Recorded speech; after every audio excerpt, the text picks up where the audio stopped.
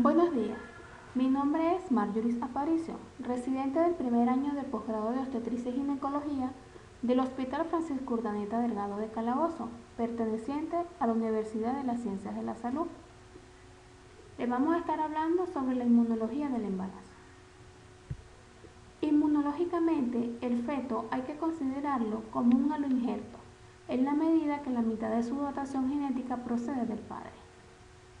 A partir de esta afirmación surgen muchas preguntas y algunas respuestas que intentan explicar los mecanismos por los cuales en la gran mayoría de casos el huésped, es decir la madre, no experimenta rechazo hacia el feto y consigue llevar a término la gestación sin complicaciones patológicas tan diversas como la preeclampsia. La amenaza de parto pretérmino y los abortos recurrentes comparten bases inmunológicas en las que el fracaso de los mecanismos de tolerancia materna hacia el aloinjerto fetal desencadenan la activación del sistema inmunitario, provocando el rechazo de la gestación.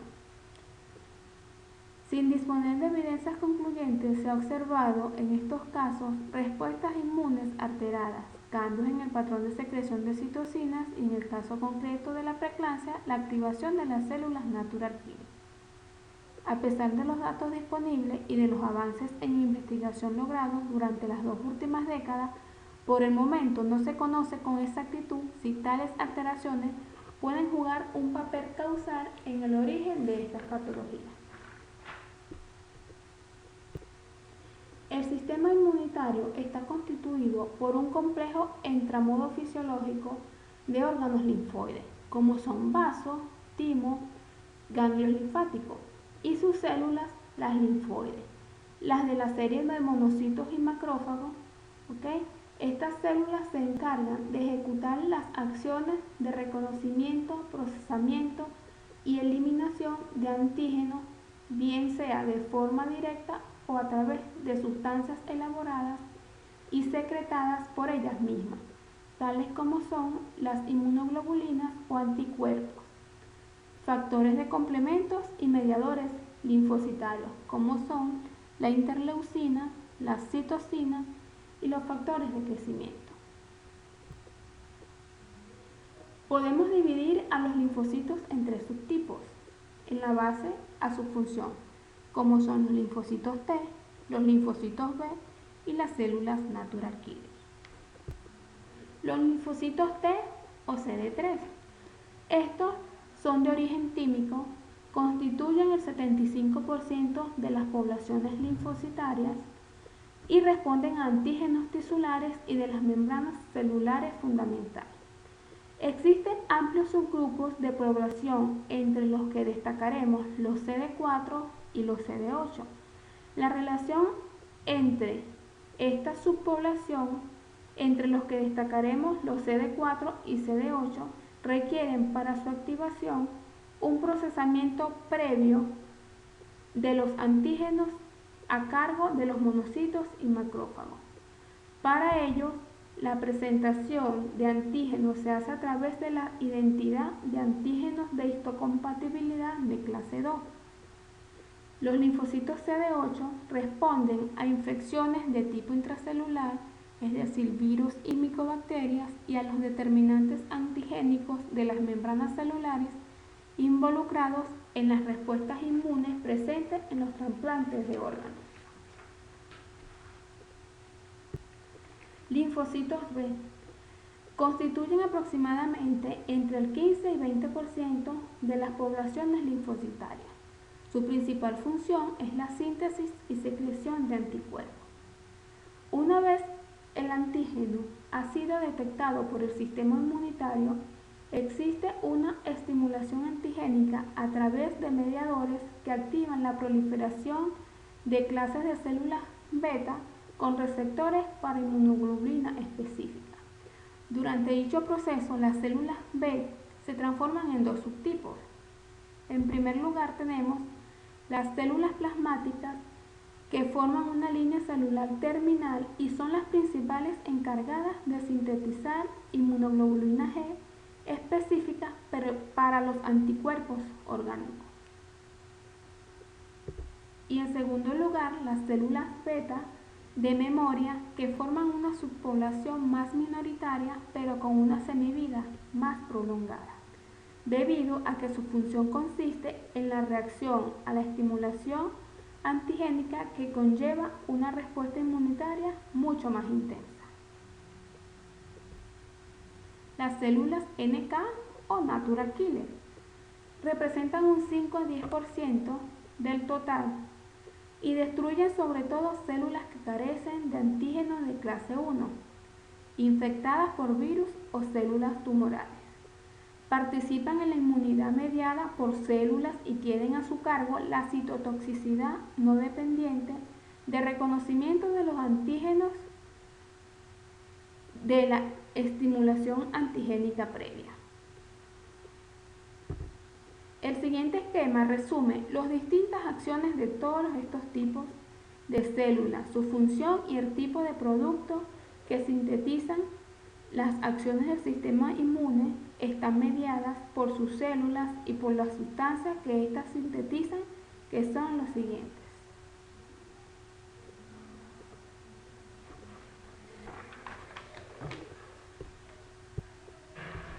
Interleucinas y citocinas, los cuales actúan como mediadores entre células y su acción se realiza a través de receptores de membrana.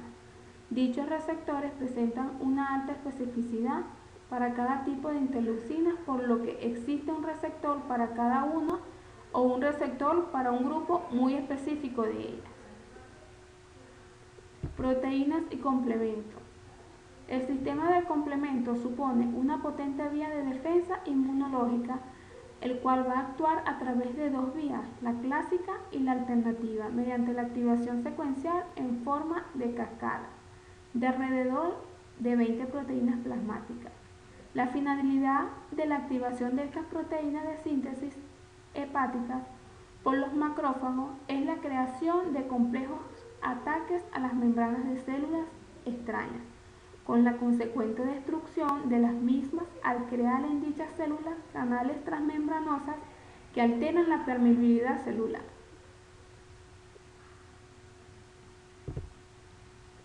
Anticuerpos, los cuales están constituidos por 4 cadenas polipeptídicas. Como se ha comentado con anterioridad, su síntesis es llevada a cabo por los linfocitos B, en concreto por las células plasmáticas, el cual constituye el 20% de las proteínas totales del organismo, por peso, y tiene una distribución muy amplia.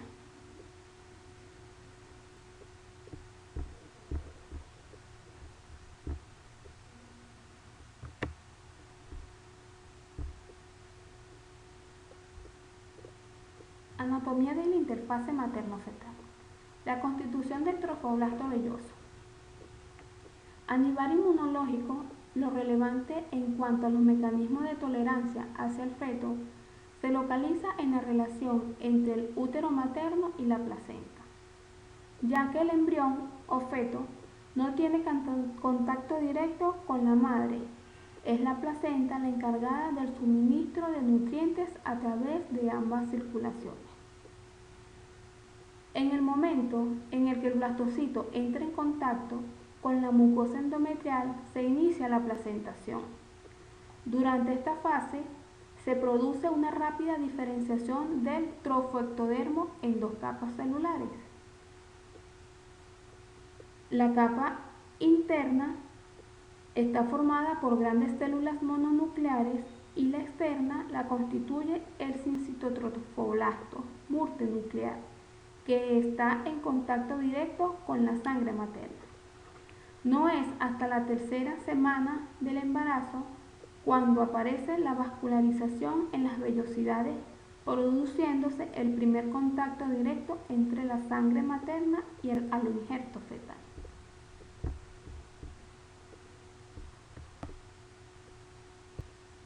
Lugares donde puede existir contacto velloso. El hecho que el sistema inmunitario materno puede entrar en contacto con el feto y activar unas respuestas de rechazo hacia el aloinjerto fetal existe a lo largo de toda la gestación. Veamos ahora en qué lugares los antígenos fetales y trofoblásticos pueden entrar en contacto con la madre y provocar dicha respuesta. A nivel local existen 3 lugares donde el trofoblasto velloso y extravelloso pueden tener contacto con la sangre y los tejidos maternos. En primer lugar tenemos que se produce durante la implantación del blastocito en la mucosa endometrial. En segundo lugar, una vez constituida la placenta, puede existir estimulación antigénica por parte del sincitotrofoblasto de las vellosidades coriales hacia la sangre materna que está presente en el espacio intervelloso, ya que existe contacto directo entre ambos.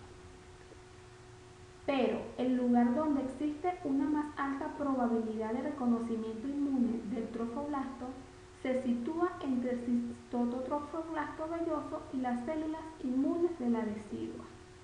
Esto se explica por la elevada proporción de células inmunes presentes en la decidua, mucho más que las del estroma, que constituyen un 25% del total. La proporción más elevada, es decir, el 45%, la integran los linfocitos granulares grandes, que tienen actividad de natural killer, un 20% son macrófagos y el 10% restante linfocitos. Estos dos últimos grupos celulares se consideran esenciales en los mecanismos de rechazo del injerto fetal.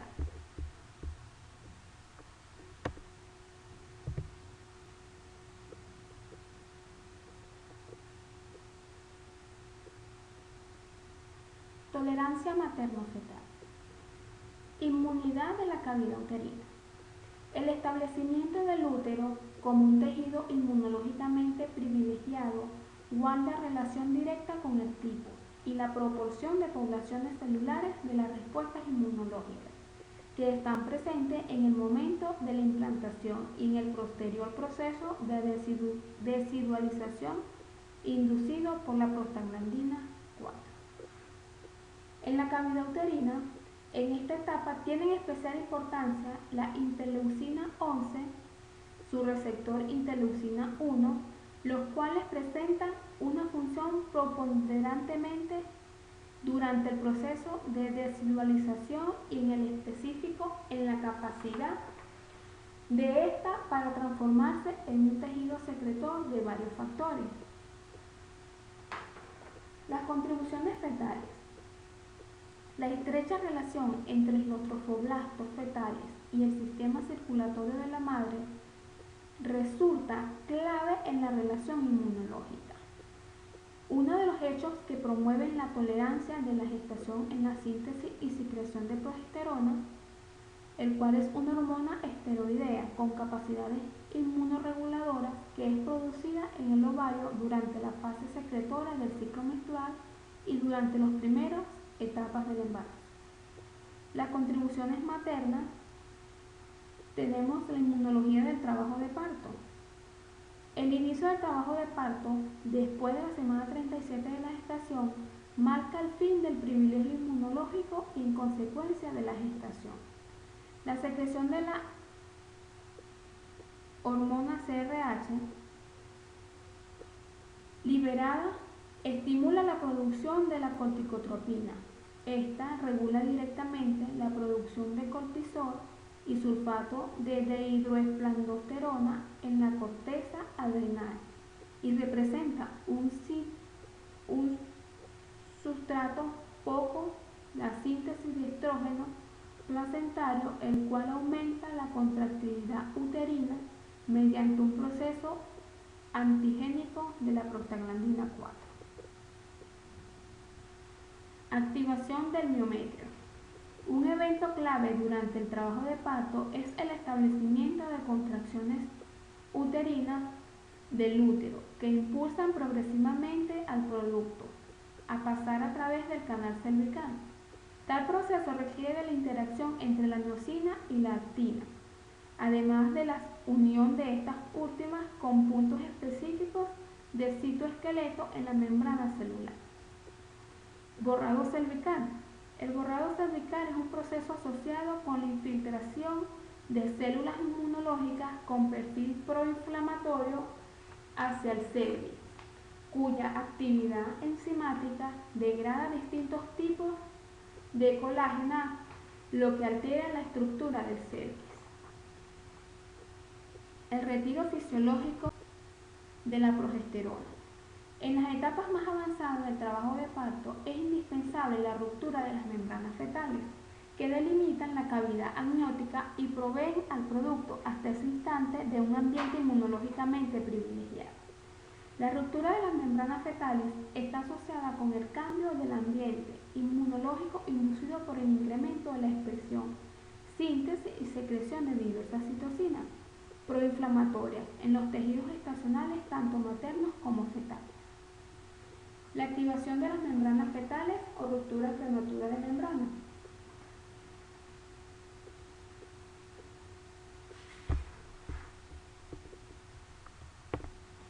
El parto pretérmino definido como el nacimiento antes de las 37 semanas de gestación. Uno de los factores asociados con mayor frecuencia al trabajo de parto pretérmino y la ruptura prematura de membranas es la presencia y el desarrollo de un proceso infeccioso intrauterino, condición que altera el equilibrio inmunológico de la unidad fetoplacentaria.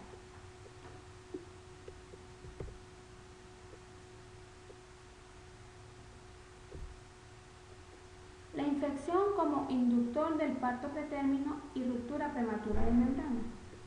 Los microorganismos o subproductos expresan patrones moleculares asociados a patógenos, los cuales son reconocidos por los linfocitos, que están presentes en los sistemas inmunológicos y en las células de los tejidos gestacionales, lo que desencadena una respuesta inflamatoria.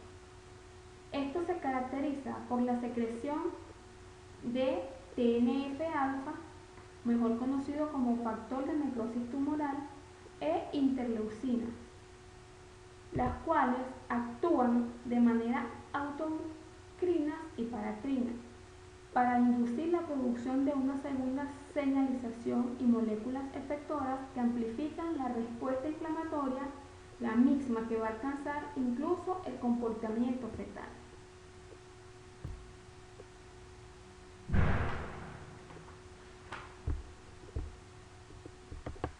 En esta tabla se muestran los distintos tipos de citocinas secretadas en las interfaces materno-fetal a lo largo de la gestación. Nótese que no hay producción de citocinas TH1 por la placenta durante el segundo trimestre. Y esta otra tabla muestra las acciones principales de cada citocina y su lugar de síntesis, y como puede observarse, el trofoblasto secreta fundamentalmente citocinas TH2. Gracias por su atención.